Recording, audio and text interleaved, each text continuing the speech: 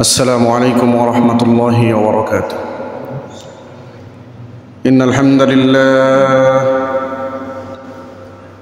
لله الأكرم الذي خلق الإنسان وكرم وعلمه من البيان ما لم يعلم، فسبحان الذي لا يحصى امتنانه باللسان ولا بالقلم، ونشهد أن لا إله إلا الله وحده لا شريك له، ونشهد أن سيدنا وسندنا وحبيبنا وطبيب قلوبنا ومولانا محمدا عبده ورسوله. أما بعد، فقد قال الله تبارك وتعالى في كلامه المجيد وفي فرقانه الحميد: أعوذ بالله من الشيطان الرجيم، بسم الله الرحمن الرحيم. إن الله يأمر بالعدل والإحسان وإيتاء ذي القربى وينهى عن الفحشاء والمنكر. صدق الله مولانا العظيم. وقال النبي صلى الله عليه وآله وسلم: سيأتي على الناس زمان لا يبقى من الإسلام إلا اسمه، ولا يبقى من القرآن إلا رسمه، مساجدهم عامرة وهي خراب عن الهدى، إلى آخر الحديث، أو كما قال النبي عليه الصلاة والسلام. وقال تبارك وتعالى في شان حبيبه آمرا ومخبرا: إن الله وملائكته يصلون على النبي يا أيها الذين آمنوا صلوا عليه وسلموا تسليما।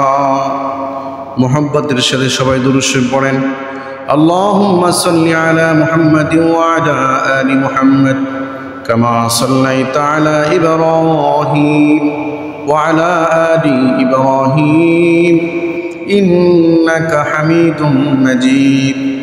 আল্লাহুম্মা বারিক আলা মুহাম্মাদিন ওয়া আলা আলি মুহাম্মাদ كما باركت على إبراهيم وعلى آل إبراهيم إنك حميد مجيد। गुलिस्तान में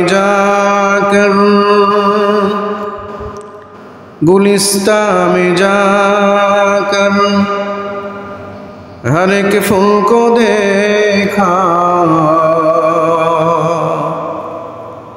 तेरे ही रंगो तेरे ही बू है, बलगल उला भी कमालिही कशफत दूजा भी जमालिही हसनत जमीउ खिसालिही सल्लु अलैहि व आलिही। सदक़ल्लाहु मौलाना अज़ीम وصدق رسوله النبي الكريم ونحن على ذلك لمن الشاهدين والشاكرين والحمد لله رب العالمين। আলহামদুলিল্লাহ। মুআজ্জাজ হাজিরিন, সর্বপ্রথম সেই মহান রব্বুল ইজ্জত আলামিনের দরবারে আমরা কালিমাতুশ শুকর পেশ করছি যে আল্লাহ সুবহানাহু ওয়া তাআলা আজকে আমাদেরকে দয়া করে, মায়া করে, ইহসান করে, ভালোবেসে তার গোলামি করার জন্য সবার আগে দুনিয়াবি বিভিন্ন ধরনের কাজ কারবার থেকে ফারিক করে আল্লাহ পাক আমাদেরকে কবুল করেছেন। আমরা মসজিদে আসতে পেরেছি, বসতে পেরেছি। তথাপি আল্লাহ পাক আমাদেরকে সুস্থতার নিয়ামত বাড়িয়ে দিয়েছেন। আমরা সুস্থ আছি, ভালো আছি। বিপদ আপদ থেকে আল্লাহ পাক আমাদেরকে উদ্ধার করেছেন। আমরা সব দিক দিয়েই খুব সুখে এবং ভালো আছি। এই জন্য সেই মহান মালিকের দরবারে অন্তরের অন্তরস্থল থেকে কালিমাতুশ শুকর আদায় করছি। আমরা সমস্বরে জোরে সোরে বলছি আলহামদুলিল্লাহ। পাশাপাশি লক্ষ লক্ষ দুরূদ এবং সালাম বর্ষিত হোক সরকার দো জাহান, শফিউল মুজলিমিন, সৈয়দুল আম্বিয়া ওয়াল মুরসালিন, খাতামান নবিয়্যিন, রাহমাতাল লিল আলামিন জনাবে মুহাম্মদ সাল্লাল্লাহু আলাইহি ওয়া আলিহি ওয়াসাল্লামের উপর। সম্মানিত মুসলমান ভাইরা,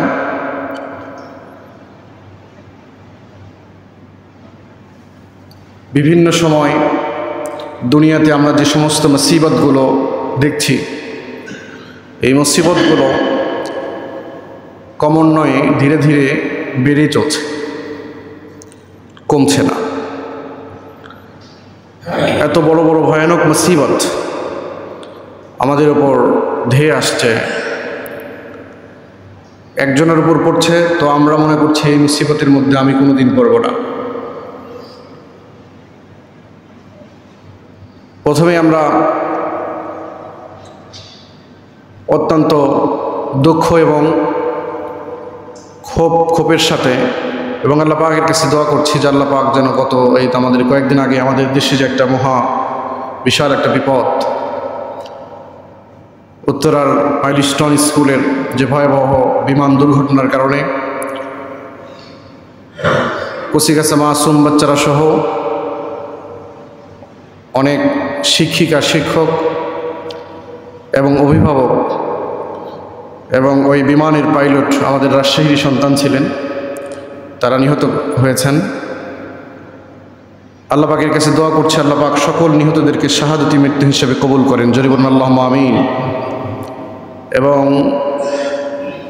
যারা নিজের কলিজার টুকরো সন্তানকে হারিয়ে পাগল প্রায় হয়েছেন, পিতামাতা, তাদের সমবেদনা জানাচ্ছি। আল্লাহ পাকের কাছে দোয়া করছি আল্লাহ পাক তাদেরকে সাবরে জামিল তথা উত্তম সবর ধরার তৌফিক দান করেন। যেটা বলছিলাম,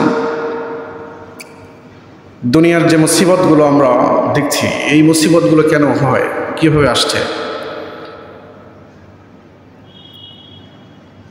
মুসিবত হওয়ার কারণ হলো মানুষ যখন অন্যায় অবিচার করে, আদল ইনসাফ ন্যায়পরায়ণ থেকে দূরে চলে যায়, তখন একজনের বেইনসাফির কারণে পুরা জাতির উপর একটা মুসিবত এবং বিপদ আসতে থাকে।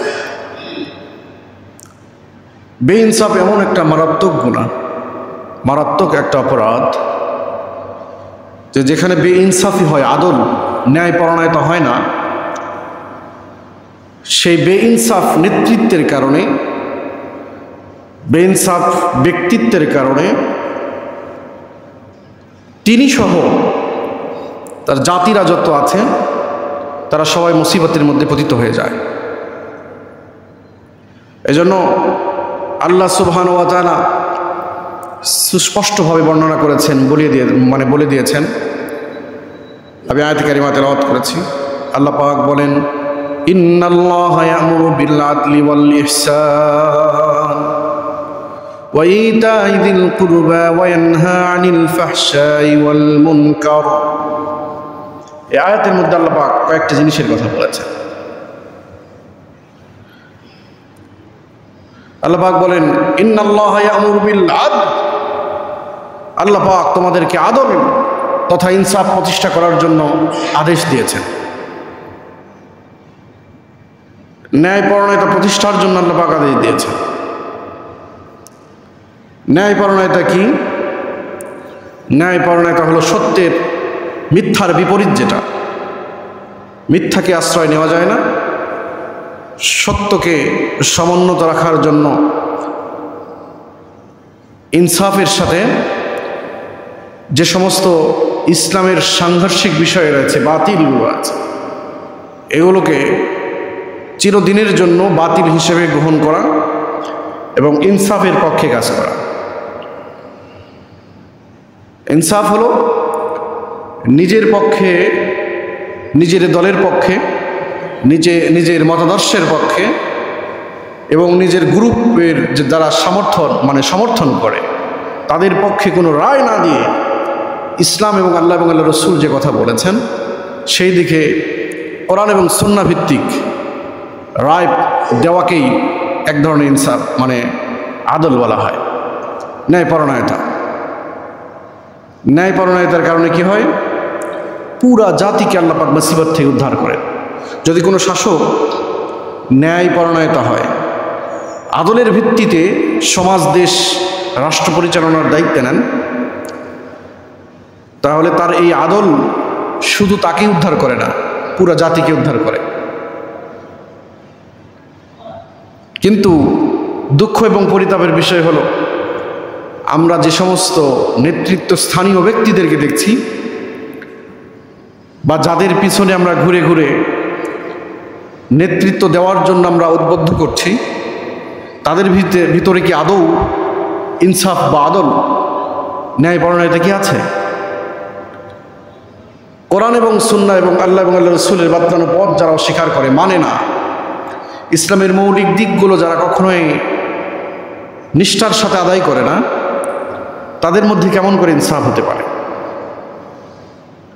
এই ইনসাফ, আদল না থাকার কারণে একের পর এক মুসিবত আমাদের উপর ধেয়ে আসছে। যখন কোনো শাসক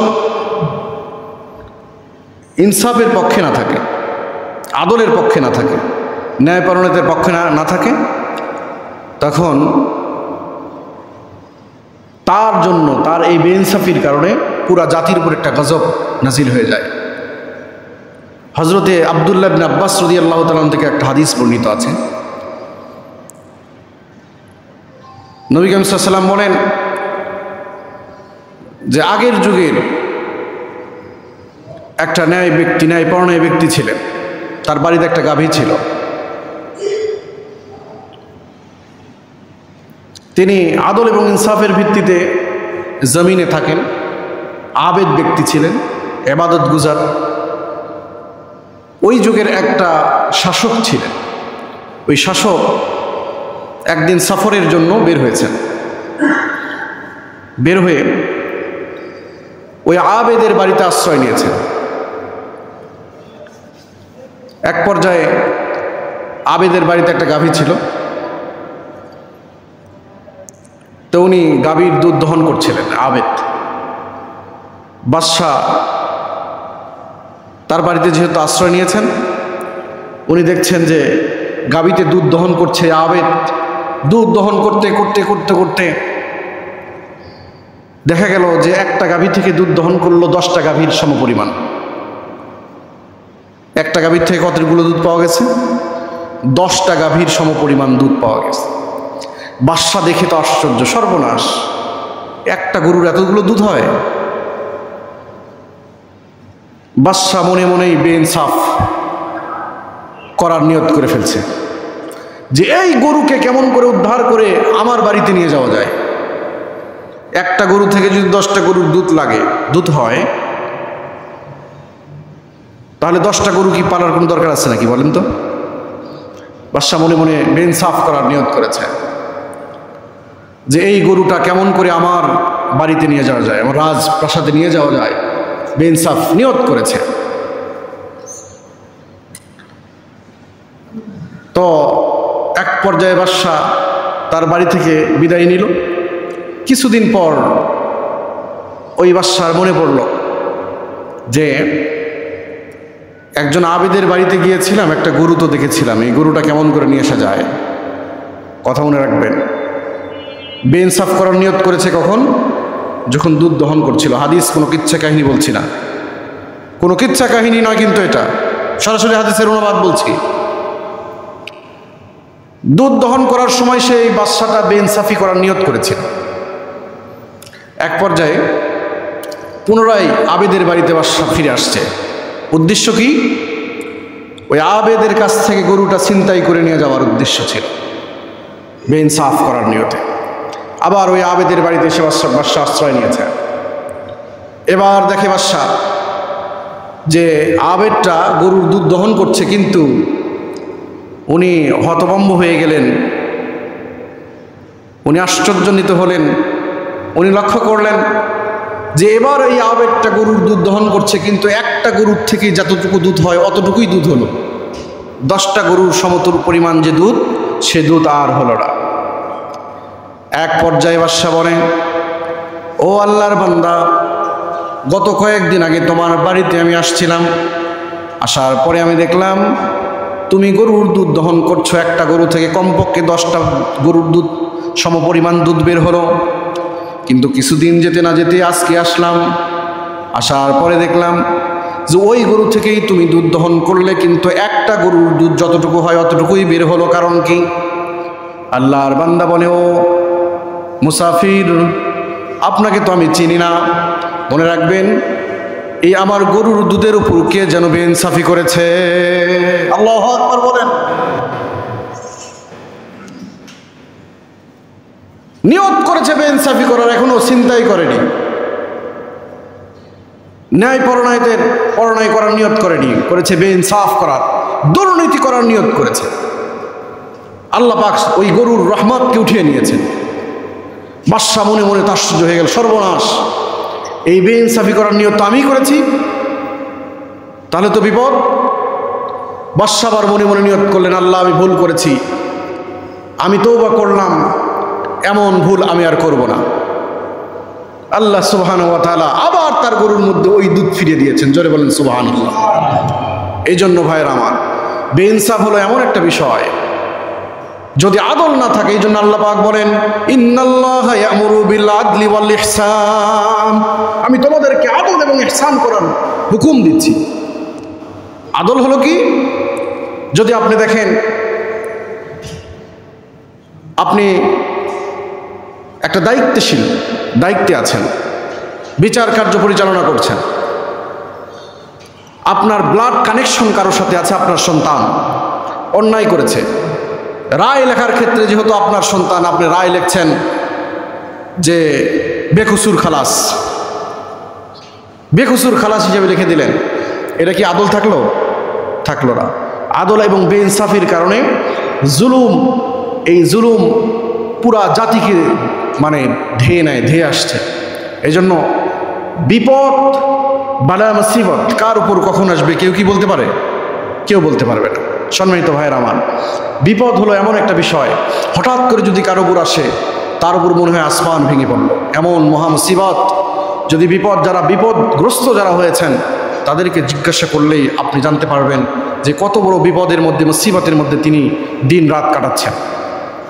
তো তাকে উদ্ধার করার কাজ, তাকে সহানুভূতি দেখানো, তার সাথে একটু ভালো ব্যবহার করা, এটা হলো মানবিক দিক বিবেচনা করে একটা মানুষ যার মধ্যে মনুষ্যত্ব আছে, তার দায়িত্ব হলো কোনো বিপদগ্রস্ত ব্যক্তি তার সামনে গিয়ে দাঁড়ানো, তার সাথে গিয়ে দাঁড়ানো।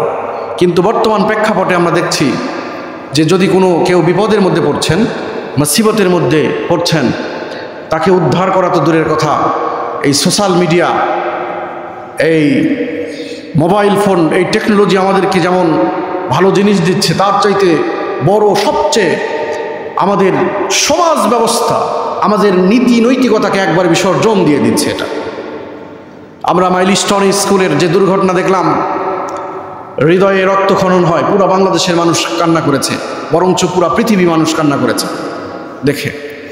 মাসুম বাচ্চা, যার কোনো গুনাহ নেই, অপ্রাপ্তবয়স্ক মুসলিম সন্তান মাসুম, জান্নাতের ফুলেরা, যারা প্রাপ্তবয়স্ক হয়নি তারা জান্নাতের ফুল, এরা মাসুম, এদের কোনো গুনাহ নেই, এদের।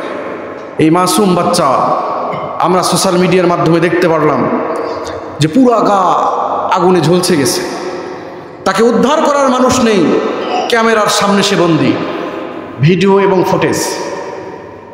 কি সমাজ ব্যবস্থা, কি হলো আমাদের ভাই?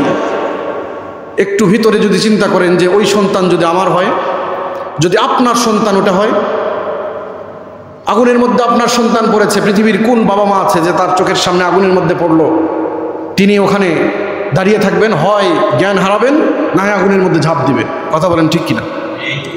এরকম হয়। তো সুতরাং দেখলাম যে এই ফোন, এই মোবাইল মাধ্যমে একটা ভিউ বাড়ানোর জন্য, ভিউ বাড়বে, ইনি আপলোড করবেন ফেসবুক, ইউটিউব, ইনস্টাগ্রামে আপলোড করবেন, lakh lakh million million view হবে, সে ভি থেকে কিছু টাকা সে ইনকাম করবে। নাউযুবিল্লাহি মিন যালিক। এটা কোন ধরনের?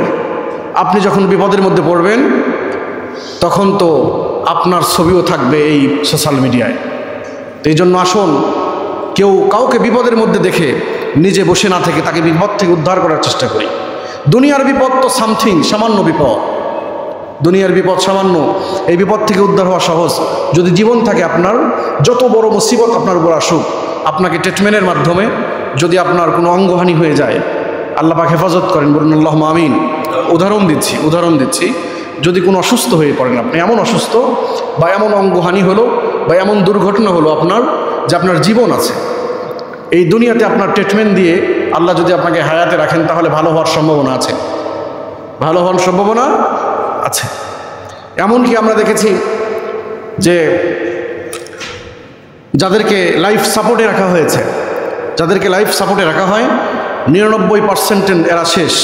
ডাক্তাররা বলেই দেন যে লাইফ সাপোর্টে যারা আছেন আল্লাহ আল্লাহ করেন, যদি আল্লাহ পাক বেঁচে রাখেন তাহলে থাকবে, তাছাড়া শেষ, তাই কি না? লাইফ সাপোর্ট 99% তার ইন্তেকাল, মরা একবার শেষ, 1% শুধু বাকি। আল্লাহু আকবার। আমরা দেখেছি যে এই 1% ব্যক্তিও বেঁচে যান, 1% বেঁচে থাকার সম্ভাবনা, উনিও বেঁচে গেছেন, দেখেছি আমরা এটা।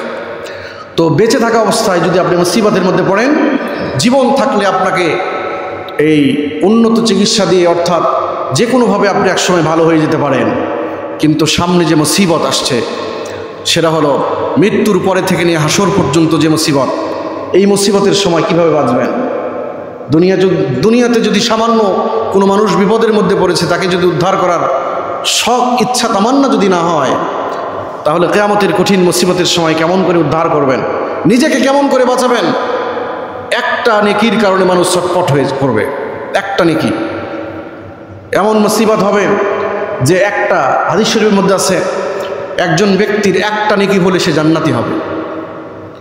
তো উনি প্রথমে যাবে তার মার কাছে, গিয়ে বলবে, মা, আমি তো তোমার নারী ছেঁড়া ধন, পৃথিবীতে আমাকে তো তুমি পাগলের মতন ভালোবাসতে, তোমার কাছে আমার চাইতে তো দামি সম্পদ আর কিছুই ছিল না।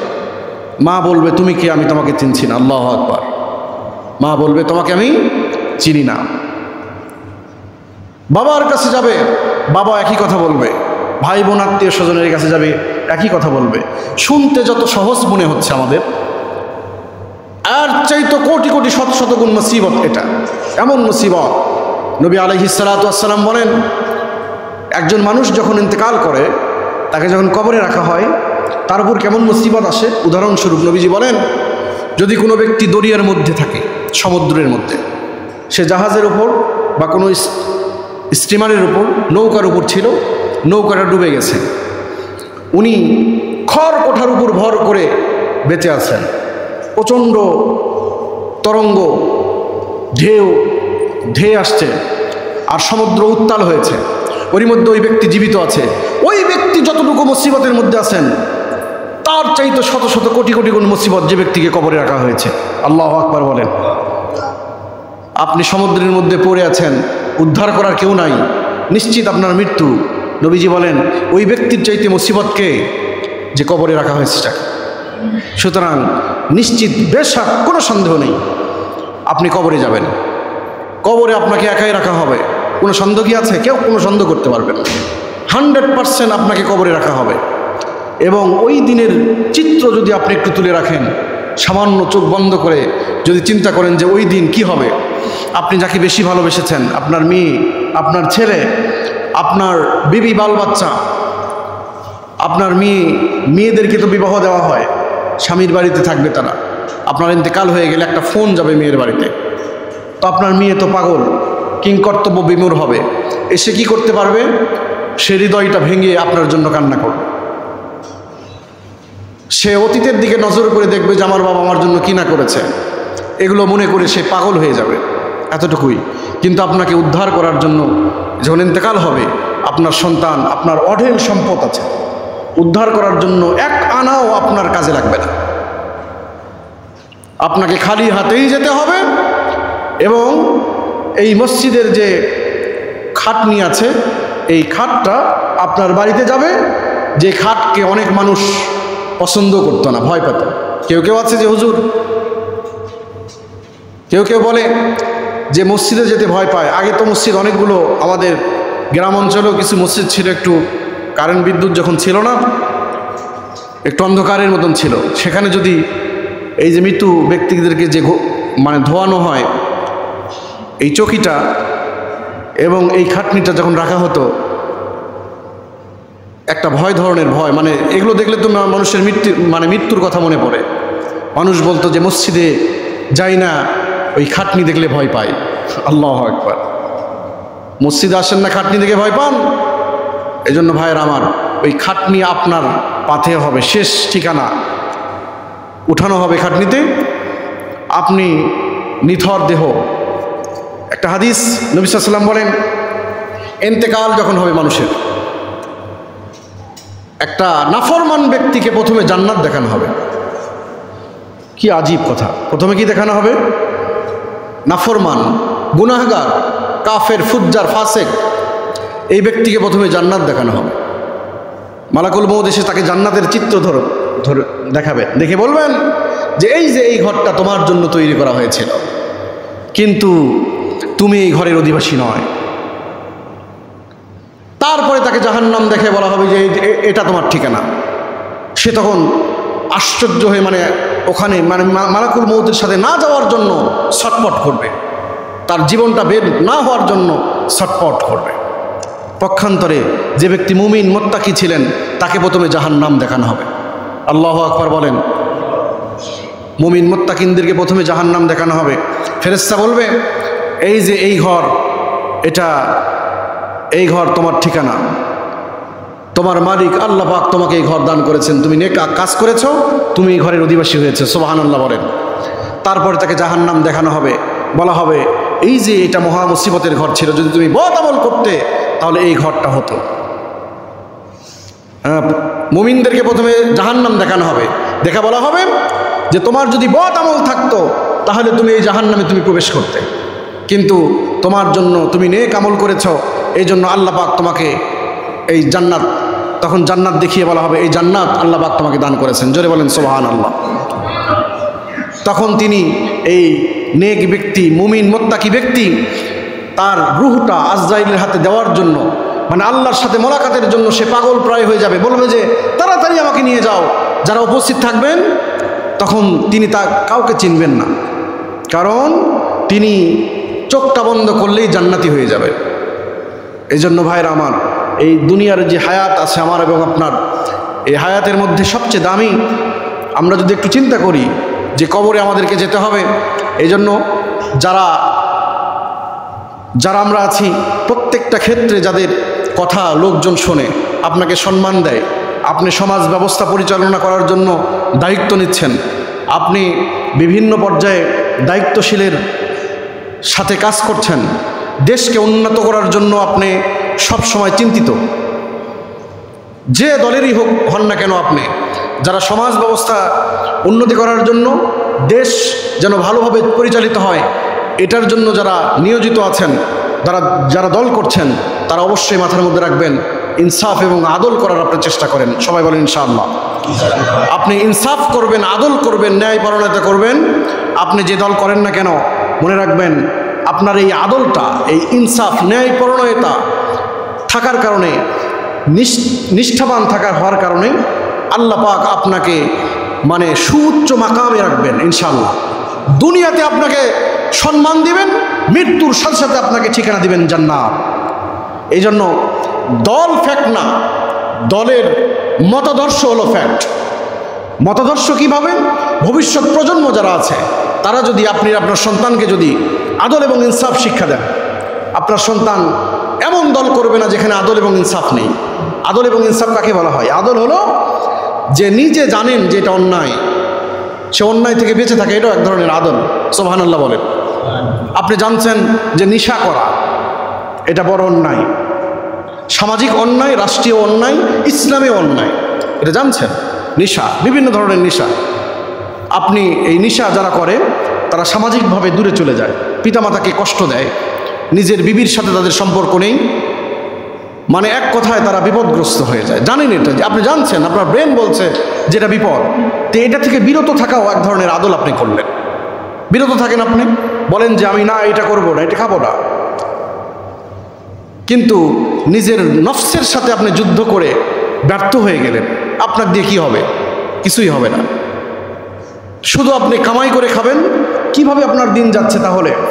এইভাবে দিন যেতে যেতে যেতে যেতে আপনি দুর্বল হয়ে যাবেন। দেখবেন যে এক সময় আপনার দিয়ে আর কিছুই হয় না। সুতরাং শরীরের যাদের শক্তি আছে, মানবতার পক্ষে কাজ করি আমরা সবাই, দাঁড়াই ইসলাম এবং মুসলমানদেরকে নিয়ে একটু গবেষণা করি যে আমার দিয়ে ইসলামের কোনো কাজ হয় কি না। সামাজিক কাজ করা এটাও ইসলামের কাজ। যে কোনো ধর্মের মানুষদের পাশে দাঁড়ানো, যে কোনো মানুষের পাশে দাঁড়ানো, এটাও আল্লাহ পাককে রাজি খুশির একটা মহা কাজ। এই জন্য যারা সোশ্যাল মিডিয়ায় কাজ করছেন, আমি গত সময়ও বলেছিলাম, সোশ্যাল মিডিয়ায় যারা কাজ করছেন তারা একটু সচেতন হন ভাইয়েরা আমার। যারা সামাজিকভাবে কাজ করছেন, এই সমাজকে পরিচালনার জন্য আপনি একটু সচেতন হন, যেন সামনে ভবিষ্যৎ প্রজন্মরা আপনার থেকে কিছু শিখতে পারে। ভবিষ্যৎ প্রজন্মদেরকে যদি আপনি কিছু না দিয়ে যান, যারা দাদার বয়সে আছেন তারা নাতিকে দেন, যারা বাবার বয়সে আছেন আপনার সন্তানকে দেন, যারা চাচার বয়সে আছেন আপনার ভাতিজা ভাতিজিদেরকে দিয়ে দেন। তো তাদের কাছ থেকে যদি আমরা কিছু না শিখি, আর যারা মুরব্বী হয়েছেন আপনাদের সন্তান যাদের বয়সের মতন আছে তাদের সাথে ভালো ব্যবহার করে এই সমাজ কেমন করে চালাতে হয় এই বুদ্ধি শিখিয়ে দেন। হিংসা এবং বিদ্রুপ থেকে বাঁচান, নিজে বাঁচেন, সমাজকে বাঁচান, ভবিষ্যৎ প্রজন্মদেরকে বাঁচাই আমরা সবাই বলেন ইনশাআল্লাহ। যদি এগুলো না বাঁচায় তাহলে বিপদের মধ্যে আপনি পড়লে আপনাকে উদ্ধার করবে কে? বলেন তো, উদ্ধার করার কেউ থাকবে না। এই জন্য সামাজিকভাবে আপনাকে অবশ্যই মাথায় রাখতে হবে যে মানুষ যেহেতু সামাজিক প্রাণী, সামাজিকভাবে আপনাকে এটা মাথায় রাখতে হবে। যদি আপনি ইন্তেকাল করেন এটা এক ধরনের মুসিবত, বিপদ। তো এই মুসিবত থেকে আপনাকে উদ্ধার করবে কে? এই সমাজ যারা আছে তারাই আপনাকে নিয়ে চিন্তা করবে যে কোথায় কবর খনন করা হয়, কাদেরকে খবর দিয়েছ, জানাজা কখন, লাশকে কখন নিয়ে যাওয়া হবে, কে ধোয়াবে, কে কাফন পরাবে, কে গোসল করাবে, কে কবর খুঁড়বে। এই সমাজ ব্যবস্থাই তো আপনাকে নিয়ে চিন্তা করবে। অথচ আপনি যদি সমাজের একজন মানুষের সাথেও সম্পর্ক না রাখেন, আপনার ছেলে থাকে সেই বাংলাদেশের বাহিরে প্রবাসী, তিনি কখন আসবেন তারপরে এসে আপনাকে নিয়ে চিন্তা করবেন। এই জন্য আসুন আমরা মানুষের মুসিবতের যারা পড়বেন তাদের সামনে দাঁড়াই, জোরে বলেন ইনশাআল্লাহ। এইরকম একটা মনোভাব নিয়ে আমরা দাঁড়াই যে আপনি টাকা কামাই করছেন, শত শত লক্ষ লক্ষ টাকা আপনার কামাই করার সোর্স আল্লাহ পাক দিয়েছেন, এটা তো শুকর আলহামদুলিল্লাহ। অনেক ব্যক্তি আছে যাদের কোনো কামাইয়ের সোর্স নাই, আপনাকে আল্লাহ পাক সুযোগ দিয়েছেন, এটার শুকর আদায় করেন। যখন যাকে সুযোগ পান এই কামাই থেকে আমরা তাদের পাশে দাঁড়াই। আল্লাহ পাক আমাদেরকে এই সমাজ ব্যবস্থা, দেশ এবং রাষ্ট্র ব্যবস্থায় উন্নতি করার তৌফিক দান করেন, জোরে বলুন আল্লাহুম্মা আমিন। পাশাপাশি যে সমস্ত মুসিবত আসছে, এই যারা সোশ্যাল মিডিয়ায় কাজ করছেন, একটু ভিউ বাড়ানোর জন্য এগুলো ভিডিও করা বন্ধ করেন। আপনি ভিডিও না করে এই মানবতাকে বাঁচানোর পক্ষে কাজ করি আমরা সবাই। আল্লাহ পাক আমাদেরকে সবসময় এই মানবতার পক্ষে কথা এবং কাজ করার তৌফিক দান করেন, আল্লাহুম্মা আমিন।